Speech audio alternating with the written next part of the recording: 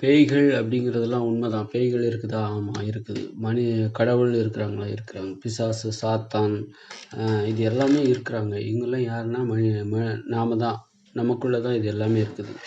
அதாவது பேய்கள் நாம நடந்துக்கிற முறையில் தான் நாம யாருங்கிறது. நாம மனிதரா அல்லது மனித உயிர்களா அல்லது பேய்களா என்பது.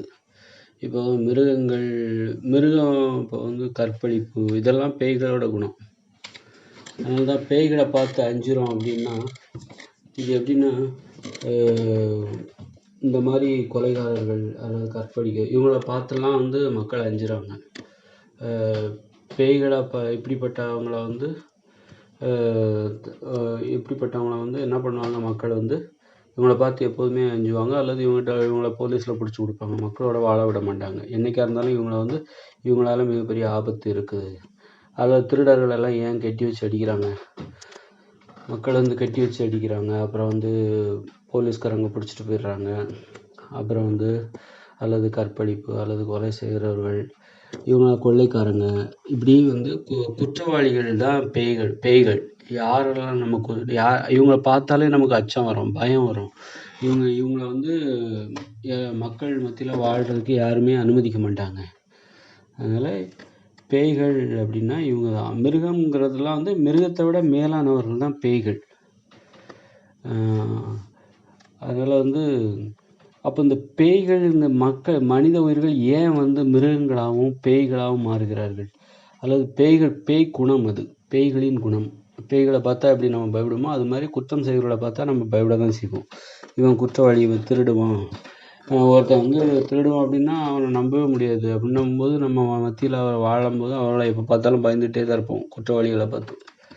அப்போது இதெல்லாம் ஏன் வருது? ஏன் மனித உயிர்கள் பேய்களாக மாறினாங்க, மிருகங்களாக மாறினாங்க, சாத்தான்களாக மாறினாங்க அப்படின்னா அதுக்கு காரணம் இந்த வாழ்க்கை முறை அமைப்பு தான். அதாவது ஏற்றத்தாழ்வுகளை கற்பிக்கிற, நீ உயர்ந்தவன், பொருளாதார நீ பணக்காரன், நான் ஏழை. அப்புறம் இந்த மாதிரியான ஏற்றத்தாழ்வுகள் இருக்குல்ல, தனியுடைமை ஏற்பாடு, இதுதான் இப்போ படித்தவன் படிக்காதவன் அதாவது ஒரு வேலையில் ஏற்றத்தாழ்வு அதை தவிர்க்கவே முடியாது. உயர்ந்த வேலை, தற்போது உள்ள இயந்திர அறிவியல் உலகில் உயர்ந்த வேலை, தாழ்ந்த வேலை எல்லாமே இருக்க தான் செய்யும். வேலைகளில் ஏற்றத்தாழ்வு இருக்குது. எல்லா வேலையும் எல்லாரும் செய்ய முடியாது. முயன்றால் முடியாது, அதாவது முயன்றால் முடியாது எதுவும் இல்லை அப்படின்ட்டுலாம் சொல்லக்கூடாது. அவங்களுக்கு என்ன விருப்பமோ அவங்கவுங்க அந்த வேலையை தான் அவங்க செய்வாங்க. ஒருத்தர் டாக்டர் ஆகிறதும், ஒரு மருத்துவமனை எடுத்துக்கிட்டால் ஒருத்தர் டாக்டர் ஆகிறதோ அல்லது நர்ஸ் ஆகிறதுலாம் அது அவரவர்கள் விருப்பம். அதிலே அவங்க திருப்தி அடைஞ்சிருவாங்க. ஒருத்தர் மருத்துவர் ஆனால் தான் திருப்தி அடைவாங்க. இன்னொருத்தர் ஒரு செவிலியராக வேலை செய்கிறதுலே திருப்தி அடைஞ்சிருவாங்க. அதற்கு மேல் அவர்களுக்கு ஒரு மருத்துவம் படிப்பதற்கான வாய்ப்பு கொடுத்தா கூட எனக்கு வேண்டான்னு சொல்லிடுவாங்க. அதனால் இதெல்லாம் அவரவர் திருப்தி தான் முடிவு பண்ணுது. எல்லாருமே உயர்ந்த ஒரு மருத்துவர் ஆகணும்னு நினைக்க மாட்டாங்க, அல்லது இன்ஜினியர் ஆகணும்னு நினைக்க மாட்டாங்க. சிலர் இது போதும் அப்படின்னு நினச்சிட்டு எளிதான வேலையை செய்கிறதுக்கே விரும்புவாங்க. அதனால் வேலையில் உயர்வு தாழ்வு என்பது தவிர்க்கவே முடியாது. அது இயற்கையானது. அதாவது இயந்திர அறிவியல் உலகில், தற்போதுள்ள இயந்திர அறிவியல் உலகில் அது இயற்கையானது. ஆனால் அது செயற்கையானது தான். ஆனாலும் அந்த செயற்கையானது தான் தற்போது உள்ள இயந்திர அறிவியல் உலகில் இயற்கையானது.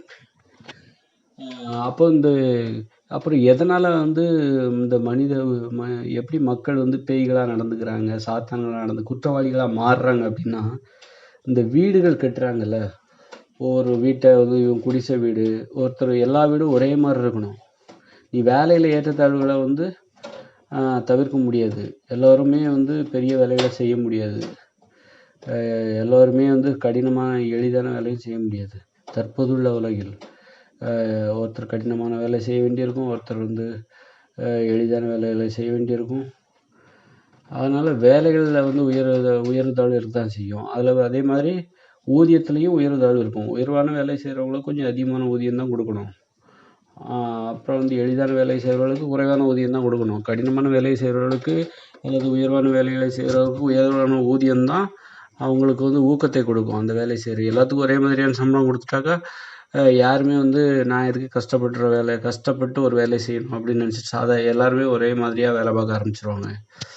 அப்போ இந்த தற்போதுள்ள இயந்திர அறிவியல் உலகமே செயல்படாது, செயலிழந்து போய்விடும். இப்போ உதாரணத்துக்கு ஒரு மருத்துவமனை எடுத்துக்கங்க, எல்லோருக்குமே ஒரே மாதிரி சம்பளம்னா மருத்துவர் என்ன நினைப்பாருன்னா, நான் எதுக்கு மருத்துவரா வேலை பார்க்கணும்? நான் ஒரு செவிலியராவோ அல்லது வந்து துப்புரவு பணியாளரோ வேலை பார்த்துட்டு போலாமே! எல்லாத்துக்கும் ஒரே மாதிரியான சம்பளம் தானே! நான் எதுக்கு கஷ்டப்படணும் அப்படின்னு நினைப்பாரு.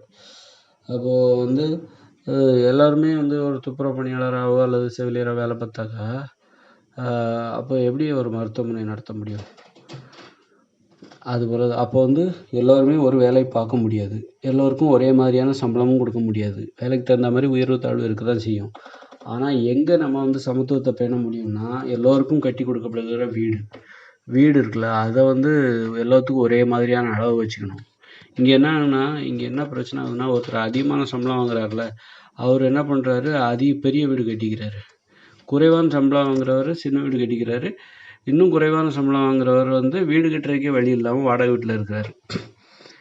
இந்த மாதிரியான ஏற்றத்தாழ்வுகள் தான் வந்து இந்த மனித உயிர்கள் வந்து குற்றவாளிகளா மாறுறதுக்கு காரணம். ஏன் குற்றவாளிகளா மாறுறாங்க அப்படின்னா, பிறரை சக மனித மக்களை வந்து இவன் நேசிக்க முடியல. சக மனிதர்களை, மனித உயிர்களை தன்னைப் போல் இவரும் அவர்தான் அப்படின்னு நினைச்சு இவரால நேசிக்க முடியல.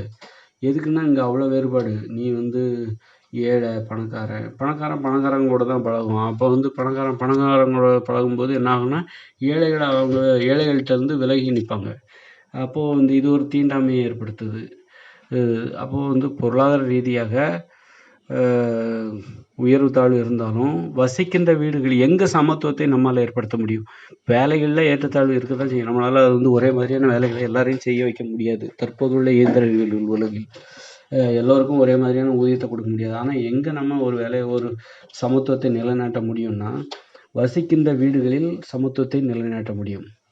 அனைவரும் ஒரே மாதிரியான அளவுள்ள வீடுகளில் குடியமர்த்த வேண்டும். ஒருவருக்கு ஒரு வீடு. ஆனால் அது வந்து ரொம்ப பெருசாக இருக்கக்கூடாது. சின்னதாக தான் இருக்கணும். ஒரு 10 அடிக்கு 10 அடி 10 அடி அகலம் 10 அடி நீளம் கொண்ட ஒரு அறை, அப்புறமா ஒரு சமையலறை, அப்புறமா ஒரு கழிவறை. இதுதான் ஒரு வீடாக இருக்கணும். கழிவறை, அது ஒரு குளியலறை. கழிவறையும் இணைந்த ஒரே ஒரு அறை. ஒரு சமையலறை, ஒரு கழிவறை, அட்டாச்டு பாத்ரூம்னு சொல்லுவோம்ல, அது மாதிரி. அந்த மாதிரி தான் ஒரு வீடுங்கிறது ஒருத்தருக்கு இருக்கணும். அவங்கவுங்களுக்கு தேவையான சமையலை அவங்கவுங்களே தயாரிக்கணும். அதே டைமில் அதை அவங்கவுங்களே தயாரிக்கணும். இப்படி ஒவ்வொரு குடும்பமும் ஒரே ஒரு வளாகத்துக்குள்ள, அதுக்காக தனித்தனி ஒரு குடும்பத்தில் உள்ளவங்க எல்லாரும் தனித்தனியாக பிரிஞ்சிடக்கூடாதுன்னு நான் சொல்லலை. 8 வயதுக்கு மேற்பட்ட ஒருத்தருக்கு வந்து தனி வீடு கொடுக்கப்பட வேண்டும். அந்த தனி வீட்டின் அளவு எப்படி இருக்கணும்னாக்கா 10 அடி அகலம் 10 அடி நீளம் இப்படி தான் இருக்கணும். அப்புறமா ஒரு சமையலறை, சின்ன கழிவறை, அதாவது குளியலறையுடன் இணைந்த கழிவறை. இப்படி ஒரு வீடு இருக்க வேண்டும். ஒரு குடும்பத்தில் 4 பேர் இருக்கிறாங்கன்னு வச்சுக்கோங்க. கணவன், மனைவி அல்லது தாய், தந்தை, அப்புறம் 2 பிள்ளைங்க இருக்காங்கன்னா 8 வயதுக்கு மேலே ஆயிடுச்சுனாலே ஒருத்தருக்கு வந்து தனி வீடு கொடுத்துடணும். நான் சொன்ன அளவுப்படி தனி வீடு கொடுத்துடணும். இது ஒரு அளவுன்னா, இப்போ ஒரு வீடுனா இப்படி தான் இருக்கணும். நீ என்னடா இருந்தாலும் சரி, பெரிய உயர்ந்த பணக்காரனாக இருந்தாலும் சரி, உன் வீடு இப்படி தான் இருக்கணும். இதுக்கு மேலே பெருசாக நீ வீடு கட்டவே கூடாது. அது மாதிரி அதோட அளவோட சின்னதாகவும் கட்டக்கூடாது. இதை வந்து கவர்மெண்ட்டே கட்டி கொடுத்துடலாம். அப்போ வீடு எல்லாத்துக்கும் நீ என்னதான் உயர்வானவனா இருந்தாலும் சரி, ஒரு மருத்துவமனையில் நீ வந்து பெரிய மருத்துவராக இருந்தாலும் சரி, செவிலியராக இருந்தாலும் சரி, வீடு வந்து எல்லாத்துக்கும் ஒரே மாதிரியான அளவில் தான் வீடு இருக்கணும். 8 வயதுக்கு மேற்கொண்டு போனால் தனித்தனி வீடு கொடுக்கப்பட்டு விட வேண்டும். அவரவர்கள் வேலையை அவரவர்களே செய்ய வேண்டும். இப்போ ஒரு வீட்டில் தாய், தந்தை, 2 பிள்ளைகள் இருக்கிறார்கள் என்றால் அவர்கள் என்ன பண்ண வேண்டும் அப்படின்னா, அங்கே 4 சிறிய வீடு. நான் சொன்ன ஒருத்தருக்கு என்ன அளவு கொடுக்கணுமோ, ஒரு வீட்டோட அளவு என்ன உண்டோ அந்த அளவுப்படி 4 வீடுகள், அதாவது 4 உறுப்பினர்களை கொண்ட ஒரு குடும்பத்தில் 4 வீடுகள் கொடுக்கப்பட வேண்டும். அப்படி தான் வந்து ஒரு குடும்பத்தில் வந்து ஒவ்வொரு குடும்பமாக வசிக்கணும். அப்புறம் கூட்டு குடும்பத்தினர் வந்து ஒரே ஒரே வளாகத்தில் கூட்டு குடும்பமாகவும் வசிக்கணும். கூட்டு குடும்பமாகவும் வசிக்க வேண்டும்.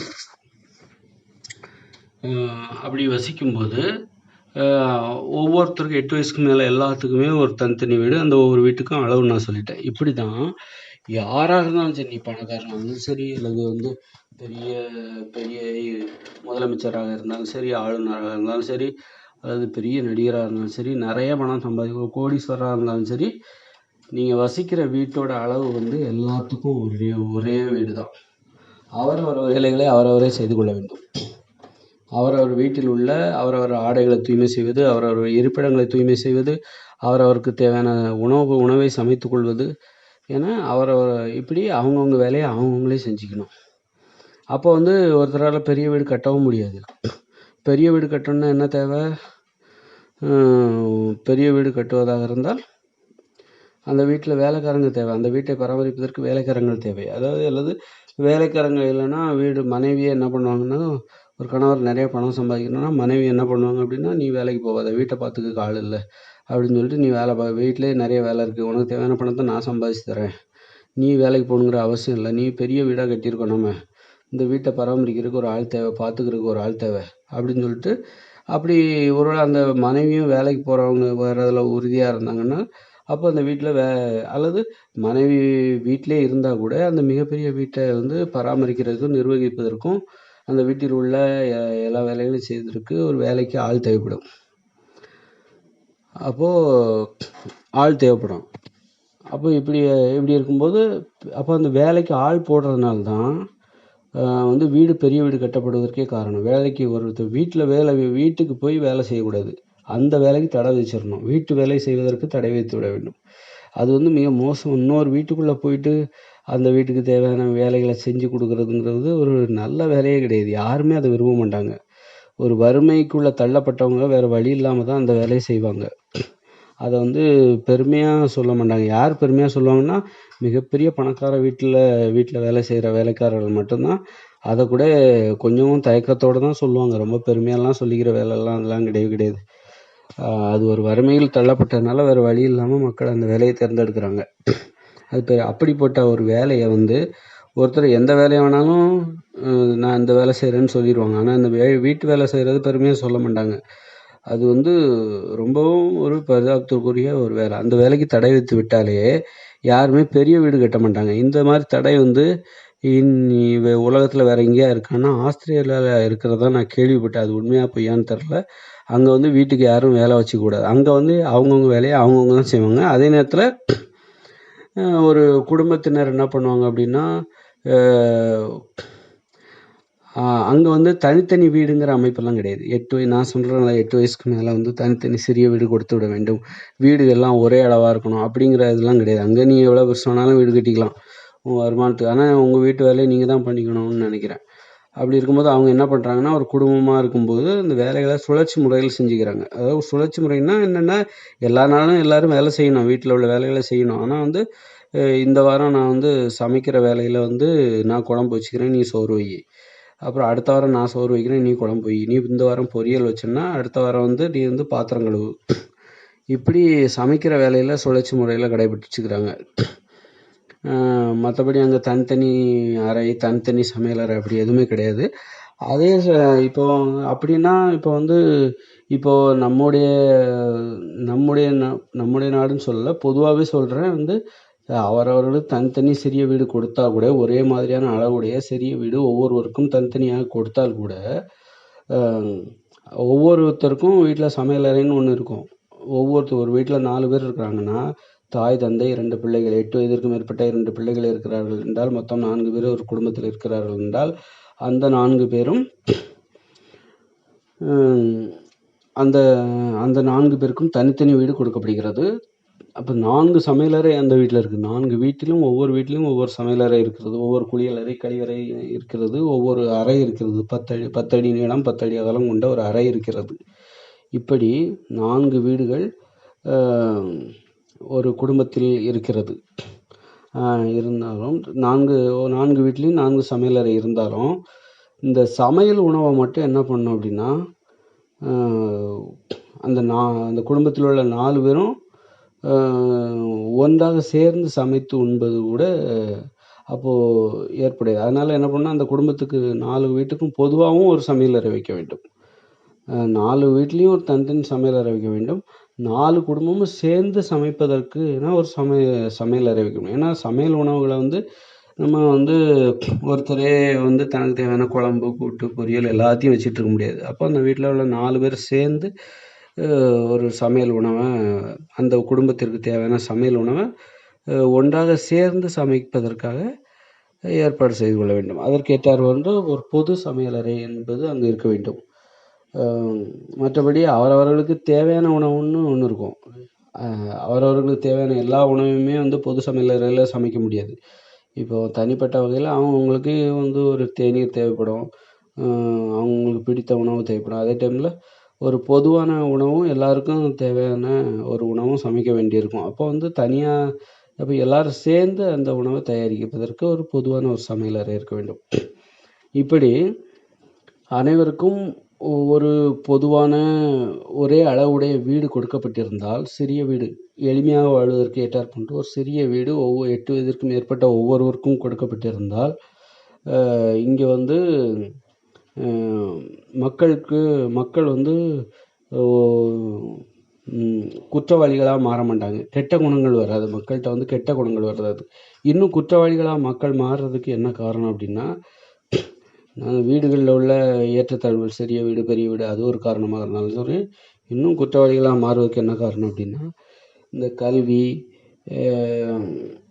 கல்வி வந்து இங்கே வந்து தனியார் துறையிடம் போகிறது, கல்வி, மருத்துவம், நீதி ஆகிய மூன்றும் இலவசமாக கிடைக்க வேண்டும். இருப்பிடம் கூட இலவசமாக கிடைக்க வேண்டும். அதாவது வீடு 8 வயதை கடந்து விட்டால் அரசாங்கமே அவர்களுக்கு ஒரு சிறிய வீடை கட்டி கொடுத்து விட வேண்டும். அதற்குரிய ஒரு நியாயமான வாடகையை வசூலித்து கொள்ளலாம் பெற்றோர்களிடமிருந்து, அல்லது வரி வசூலித்து கொள்ளலாம். எப்படியாவது அந்த வீடு கட்டுவது வந்து பெரிய கனவாகவோ லட்சியமாகவோ யாருக்குமே இருக்கக்கூடாது. அப்போ மக்களை எளிதாக வாழ செய்ய வேண்டும். அப்படின்னா மட்டும்தான் வாழ்க்கைங்கிறது ரொம்ப ஈஸியாக இருக்கணும். ரொம்பவும் ஈஸியாக இருக்கும். இங்கே வாழ்வது என்பது மிகவும் ஈஸியாக இருக்கணும். இங்கே வந்து படிப்பா அது கவர்மெண்ட் கொடுத்துரும். அப்புறம் வந்து மருத்துவமா அதுவும் கவர்மெண்ட் கொடுத்துரும், இலவசமாக கொடுத்துரும். அப்புறம் நீதி, ஒரு பிரச்சனைன்னா கோர்ட்டுக்கு போனால் அங்கே வக்கீலை பிடிக்கணும், நிறைய ஃபார்மாலிட்டிஸ்லாம் இருக்குது. வக்கீலுக்கு நிறைய ஊதியம் கொடுக்கணும், ஃபீஸ் கொடுக்கணும். இதெல்லாம் பார்த்தே நிறைய பேர் கோர்ட்டுக்கே போகிறது கிடையாது. குற்றங்களை சகித்து கொள்வார்கள். தங்கள் மீது ஏதாவது பாதிப்பு இடையூறு செய்தால் தங்களை யாராவது இடையூறு செய்தால் அந்த இடையூறுகளை சகித்துக் கொள்கிறார்கள், ஒதுங்கிக் கொள்கிறார்கள். எதற்கு வம்பு என்று ஒதுங்கிக் கொள்கிறார்கள். அப்போ வந்து நீதியையும் இலவசமாக கொடுக்கணும். இப்போ தனியார் துறையிடம் தனியார் வக்கீல் என்ன பண்ணுறாங்கன்னா, வேண்டுமென்று சட்ட நடைமுறைகளை கூறி மக்களை இழுத்தடித்து தங்களிடம் வழக்குக்காக வருகிறவர்கள், நீதிமன்றத்தில் நீதி கிடைக்கும் என்று தனியார் வக்கீலை நாடுகிறவர்கள் தனியார் வக்கீல்கள் என்ன பண்ணுறாங்கன்னா,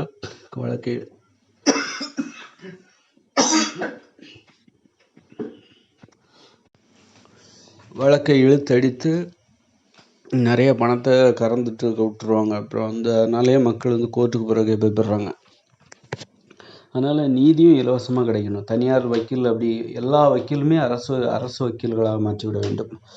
இப்படிப்பட்ட நடைமுறைகளை இப்போ மக்கள் வந்து ஈஸியாக வாழ்கிறாங்க. அவங்களுக்கு வாழ்கிறது ரொம்ப ஈஸி. அது மாதிரி நீ படித்து முடித்தோடனே அவனுக்கு வேலை அது கண்டிப்பாக கொடுக்கப்பட வேண்டும். எப்படி கட்டாயமாக கல்வி கற்றே ஆக வேண்டும் என்பது சொல்வது போன்று கட்டாயம் வேலையும் கொடுக்கறது தான் வந்து அரசாங்கத்தோட வேலை. அதாவது வேலைகள் எல்லாமே வந்து தனியார் துறையிட்டே வேலை வாய்ப்பே இருக்கக்கூடாது. அப்போ வேலை வாய்ப்பு எல்லாமே அரசாங்கத்திடம் தான் இருக்கு. அரசு பணியாளர்களாக தான் மக்கள் அனைவருமே இருக்க வேண்டும். அதற்கேற்றாற்போன்று இங்கு நடைமுறையை நாம் மாற்ற வேண்டும். அது எப்படி முடியும் என்று நாம் நினைக்கலாம். அது முடியும் என்றால் முடியும், அதெல்லாம் முடியும் அப்படின்னு நினச்சி இங்கே வந்து எல்லா நடைமுறையும் அரசு நிறுவனங்கள், ஒரு மளிகை கடையாக இருந்தாலும் சரி அதை கூட ஒரு அரசு நிறுவனமாக மாற்றிவிட வேண்டும். அதில் பணி செய்கிறவர்கள் அரசு ஊழியர்களாக மாற்றிவிட வேண்டும். அப்படி சின்ன எல்லா வேலையும் இங்கே அரசு ஊழியர்களாக மாற்றி ஒரு நியாயமான ஊதியத்தை கொடுக்க வேண்டும். உங்களுக்கு தான் கல்வி எல்லாமே இலவசமாக கொடுத்தாச்சு, இருப்பிடம் எல்லாமே இலவசமாக கொடுத்தாச்சு, மருத்துவம் எல்லாமே. அப்போ வந்து உங்களுக்கு என்ன செலவு? உணவு, இதுதான் செலவு. அப்போ இந்த மாதிரிலாம் செய்கிறதுனால தான் குற்றவாளிகள் மக்கள் வந்து மிருகங்களாக மாற மாட்டார்கள், பேய்களாக மாற மாட்டார்கள். அதுபோல் இதைத்தான் நம்ம என்ன சொல்கிறோம், கல்வி, வேலைவாய்ப்பு, வீடுகளில் ஒரே அளவு, இதெல்லாம் பொது உடைமை நடைமுறை எல்லாத்துக்கும் பொதுவான ஒரு நீதி. இப்படித்தான் இந்த அளவில் தான் வீடு கட்டணுங்கிறது ஒரு நீதி, அனைவருக்கும் பொதுவான ஒரு நீதி. இந்த இலவசமாக அனைவருக்கும் கல்வி கொடுக்க வேண்டும். அப்புறம் படித்து முடிச்ச நீ ஒரு படிப்பு கற்றுக்கிறியா, அந்த படிப்பு முடித்த உடனே அந்த படிப்புக்கு பொருத்தமான வேலையும் கொடுத்துடணும். இப்போ ஒருத்தர் ஆசிரியர் படிப்பு படிக்கிறார், படிப்பு முடித்த உடனே அவருக்கு வேலை கொடுத்துடணும். அந்த அளவுக்கு தேவையும் இங்கே இருக்குது. இங்கே வந்து என்னென்னா, தேவையை வந்து சரியாக பூர்த்தி செய்ய மாட்டேங்கிறாங்க. ஒரு 20 மாணவர்களுக்கு தான் ஒரு ஆசிரியர் வைக்கணும். ஆனால் இங்கே என்ன பண்ணுறாங்கன்னா 35 மாணவர்களுக்கு ஒரு ஆசிரியர், 40 மாணவர்களுக்கு ஒரு ஆசிரியர் அப்படின்னு போட்டுட்டு வேலை வாய்ப்பை குறைச்சிடுறாங்க.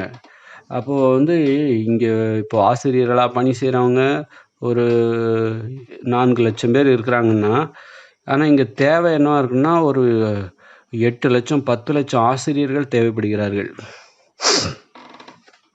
அந்த தேவையை இவங்க வந்து பூர்த்தி பண்ண மாட்டேங்கிறாங்க.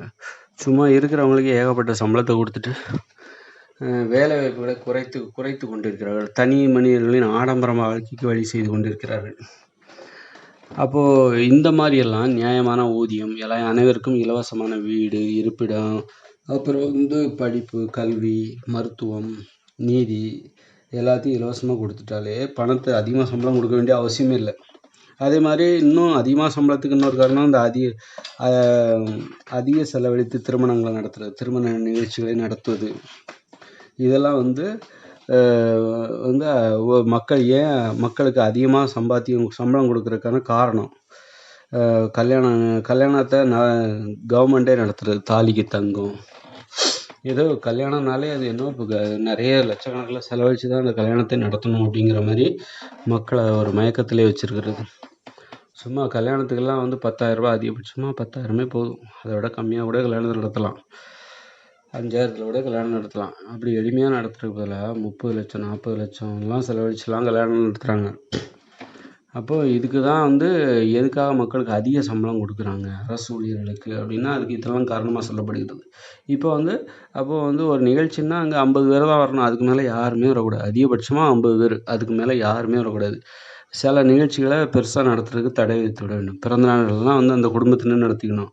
பெருசாக விழா நடத்தி பிரியாணி போட்டு பத்திரிக்கை வச்சு மொய்யெல்லாம் வசூலித்து அந்த மாதிரி திருமணம், அந்த மாதிரி பிறந்தநாள் கூட காது குத்து,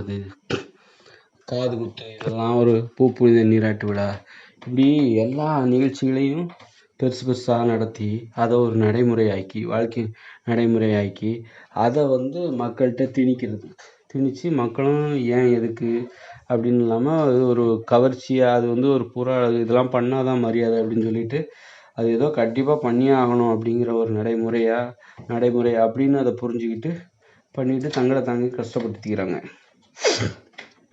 அப்போ இதுக்கெல்லாம் தடை விதிக்கணும். இப்படி தடை விதிக்கிறது மூலமாக மக்கள் எளிமையாக வாழ்வார்கள்.